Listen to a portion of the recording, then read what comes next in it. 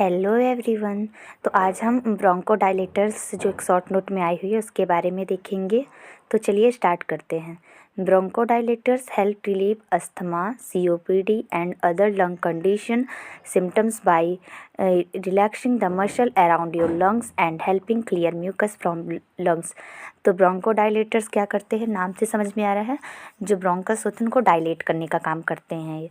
तो bronchodilators asthma और COPD और अदर जो लंग की डिसीज कंडीशन होती है उनमें यूज किए जाते हैं, उनके सिम्टम्स से रिलीफ दिलवाते हैं। तो COPD यानी क्रोनिक ऑब्स्ट्रक्टिव पल्मोनरी डिसीज, जिसमें ब्रोंकाइटिस एंड एम्फाइसीमा आता है, उस डिसीज कंडीशन में ब्रोंकोडायलेटर्स यूज किए जाते हैं। अस्थमा में यूज किए जाते हैं और अदर जो लंग कंडीशन होती है उसमें।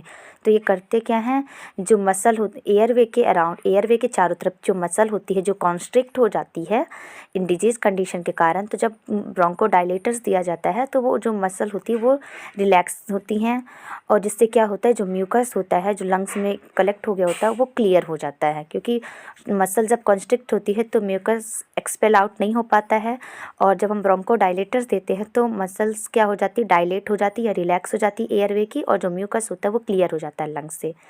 ये ब्रोंकोडायलेटर्स की दो कैटेगरी होती है, एक एड्रिनर्जिक एगोनिस्ट, दूसरा मिथाइल जंथेनिन। तो सबसे पहले हम देखते हैं एड्रिनर्जिक एगोनिस्ट क्या होता है। An adrenergic agonist is a drug that stimulate a response from adrenergic receptors. The 5 main categories of adrenergic receptors are alpha 1, alpha 2, beta 1, beta 2 and beta 3। Adrenergic agonist वो होते हैं जो सिंपैथेटिक नर्वस सिस्टम के action की तरह mimic करते हैं, मतलब जो फंक्शन सिंपैथेटिक नर्वस सिस्टम करता है वही जब हम किसी पेशेंट को एड्रिनर्जिक एगोनिस्ट देते हैं तो वो सेम फंक्शन करवाता है। तो एड्रिनर्जिक एगोनिस्ट क्या करता है, एक ड्रग होता है जो क्या करता है, एड्रिनर्जिक जो रिसेप्टर्स होते हैं उनसे रिस्पॉन्स स्टिमुलेट करवाता है। तो एड्रिनर्जिक रिसेप्टर्स की भी 5 कैटेगरी होती, alpha 1, alpha 2, beta 1, beta 2 and beta 3। तो जब एड्रिनर्जिक एगोनिस्ट जो ये ड्रग है जब ये इसे देंगे तो ये जो एड्रिनर्जिक रिसेप्टर्स है इनसे रिस्पॉन्स करवाएगा। वो अल्फा 1 से भी करवा सकता है, अल्फा 2 से, बीटा 1, बीटा 2 या बीटा 3 किसी भी रिसेप्टर से रिस्पॉन्स प्रोड्यूस करवाएगा। और रिस्पॉन्स प्रोड्यूस करवाएगा तो क्या होगा, वही जो ब्रोंको कॉन्स्ट्रिक्शन थे, मतलब जो मसल्स कॉन्स्ट्रिक्ट थे उनको डायलेट करवाएगा, रिलैक्स करवाएगा। नेक्स्ट है methyl xanthine bronchodilators. Methyl xanthine have been effectively use therapeutically in respiratory disorder. तो मिथाइल जंथेनिन का यूज हम थेरापेटिकली, मतलब जो रिस्पायरेटरी डिसऑर्डर्स होते हैं उनको ठीक करने में, उनके ट्रीटमेंट के लिए मिथाइल जंथेनिन ब्रोंकोडायलेटर्स का यूज किया जाता है। जैसे कि COPD वही है, क्रोनिक ऑब्स्ट्रक्टिव पल्मोनरी डिसीज़, यानी ब्रोंकाइटिस और अस्थमा के ट्रीटमेंट में, और अस्थमा ब्रोंकाइटिस और एम्फाइसीमा के ट्रीटमेंट में। अस्थमा एपनिया हो रहा है न्यूबॉर्न में, अगर न्यूबॉर्न को एपनिया है उसमें रिस्पायरेशन प्रेजेंटिंग है तो उसके लिए एपनिया में रिस्पायरेटरी रेट एब्सेंट होती है। नेक्स्ट अब सबसे पहले हम देखते हैं एड्रिनर्जिक एगोनिस्ट होता क्या है। तो इसका मैकेनिज्म ऑफ एक्शन देखते हैं। They cause widening of airway by relaxing bronchial smooth muscle by stimulate beta receptor.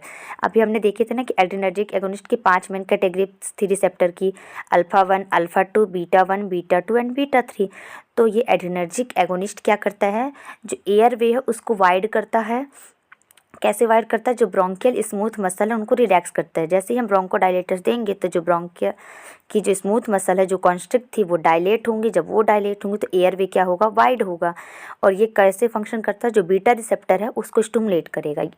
Adrenergic agonist beta receptor को स्टिमुलेट करेगा। जब बीटा रिसेप्टर स्टिमुलेट होगा तो ब्रोंकियल स्मूथ जो मसल हैं वो रिलैक्स होंगी। जब वो रिलैक्स होंगी तो जो हमारा एयरवे है वो वाइड हो जाएगा, जिससे पेशेंट को जो ब्रीदिंग डिफिकल्टी हो रही थी उसमें रिलीफ मिलेगा, जो म्यूकस एक्सपेल नहीं हो पा रहा था वो एक्सपेल हो जाएगा। तो ये इसका मैकेनिज्म ऑफ एक्शन ऐसे ये वर्क करता है। इसमें कौन कौन से ड्रग आते देखते हैं। साल्बुटामाल आपने सुना होगा, जो कि 2 से 4 mg देते हैं, ओरली देते हैं पेशेंट को। टर्बुटालिन भी एक ड्रग होती है जिसको 5 mg ओरली ही देते हैं। फार्मोटेराल जैसे 80 mcg देते हैं, BD देते हैं ओरली, मतलब दिन में 2 बार देना है। एल्ब्यूटेरॉल 20 से 400 mcg इनहेल्ड एवरी 6 आवर्ली। तो जब हम किसी पेशेंट को एल्ब्यूटेरॉल देते हैं तो 20 से 400 mcg देते हैं अकॉर्डिंग टू पेशेंट कंडीशन, उसकी एज, उसके वेट, इन सब के ये सब फैक्टर्स पे डिपेंड करता है। ड्रग के डोजेस एज पे डिपेंड करता है, वेट पे डिपेंड करता है, उसकी डिसीज़ कंडीशन पे डिपेंड करता है। तो उसके अकॉर्डिंग 20 से 400 mcg फिजिशियन प्रिस्क्राइब करते हैं इतने के बीच में, और हर 6 घंटे में उसको एल्ब्यूटेरॉल इनहेल करना पड़ता है। इनहेलेशन के थ्रू एल्ब्यूटेरॉल ड्रग देते हैं। इसके आगे का जो पार्ट है, इसका इंडिकेशंस, कॉन्ट्राइंडिकेशन, एडवर्स इफेक्ट और नर्सिंग रिस्पॉन्सिबिलिटी, वो अब हम देख लेते हैं। तो इंडिकेशंस में क्या कहें कि रिलीव करता है डिस्ट्रेस ऑफ अस्थमा, जो अस्थमा के कारण पेशेंट को जो डिस्ट्रेस होता है उससे रिलीफ मिल जाता है। ब्रोंको स्पाज्म यानी वही ब्रोंको कॉन्स्ट्रिक्शन, स्पाज्म यानी वही कॉन्स्ट्रिक्शन, जो ब्रोंकाई के जो मसल्स हैं वो कॉन्स्ट्रिक्ट हो जाते हैं, तो उनको रिलैक्स करने में तब देते हैं। मतलब जब ब्रोंको स्पाज्म है तब हम ब्रोंको डायलेटर्स देंगे। अस्थमा में जो डिस्ट्रेस होता है, जो ब्रीदिंग डिफिकल्टी, उससे रिलीफ दिलाने के लिए हम देंगे। तो ये इसके इंडिकेशंस हो गए। कॉन्ट्राइंडिकेशन क्या है? पेशेंट विथ अनकंट्रोल एरिथमिया, मतलब जिसमें उन पेशेंट को देते हैं हम अनकंट्रोल्ड एरिथमिया। एरिथमिया मीन्स वो होते हैं जो हार्ट बीट जो होती है वो एबनॉर्मल हो जाना। तो अगर ये एबनॉर्मल हार्ट बीट अनकंट्रोल्ड होगी तो आगे चल के वो कॉम्प्लिकेशंस कर सकती है। तो अगर पेशेंट की हार्ट बीट एबनॉर्मल है और वो अनकंट्रोल्ड ट्रीट नहीं, नॉर्मल नहीं हो पा रही है, आगे जाके वो कॉम्प्लिकेशंस कर, तो ऐसे पेशेंट को नहीं देना है जिनकी हार्ट बीट एबनॉर्मल है। Prolong use of albuterol makers hypokalemia, तो अगर एल्ब्यूटेरॉल का लंबे समय से हम यूज करेंगे तो उससे क्या सकता है? हाइपोकैलेमिया हो सकता है पेशेंट को, मतलब पोटेशियम का लेवल कम हो सकता है। एडवर्स इफेक्ट इसके क्या क्या होंगे? तो नर्वसनेस होगी पेशेंट को, एंजाइटी होगी पेशेंट को, एरिथमिया वही है एबनॉर्मल हार्ट बीट होगी, हेडेक होगा पेशेंट का, हाइपरटेंशन यानी हाई बीपी होगा, टैकीकार्डिया मीन्स हार्ट रेट ज़्यादा हो जाएगी, ट्रेमर्स मीन्स पेशेंट को झटके आ सकते हैं, तो पेशेंट नर्वस होगा, उसको एंजाइटी होगी, उसकी एबनॉर्मल हार्ट बीट हो जाएगी, उसको हेडेक होगा, बीपी हाई हो जाएगी, हार्ट रेट ज़्यादा हो जाएगा, ट्रेमर्स यानी पेशेंट को झटके आने लगेंगे। ये ब्रोंकोडायलेटर्स के एडवर्स इफेक्ट हैं। अगर ये एडवर्स इफेक्ट दिखाई दे रहे हैं किसी पेशेंट में तो ब्रोंकोडायलेटर्स जो हम दे रहे हैं ड्रग उनको बंद कर देना है, फिजिशियन को बताना है, और फिजिशियन वो ड्रग पेशेंट को नहीं प्रिस्क्राइब करेंगे। नेक्स्ट है नर्सिंग रिस्पॉन्सिबिलिटी। तो nurse should monitor patient blood pressure, pulse, respiratory rate and breathing sound. Nurse की क्या क्या रिस्पॉन्सिबिलिटी होगी? तो नर्स को क्या करना है? पेशेंट के ब्लड प्रेशर को मॉनिटर करना है, पल्स को, रिस्पायरेटरी रेट को और ब्रीदिंग साउंड को। ब्लड प्रेशर को क्यों मॉनिटर करना है? क्योंकि हमने एडवर्स इफेक्ट में देखा है ना कि पेशेंट का जो बीपी है वो ज़्यादा हो जाता है। पल्स क्यों? क्योंकि हार्ट रेट भी ज़्यादा हो जाती है, रिस्पायरेटरी रेट भी ज़्यादा होती है, एरिथमिया हार्ट बीट अब नॉर्मल होती है इसलिए।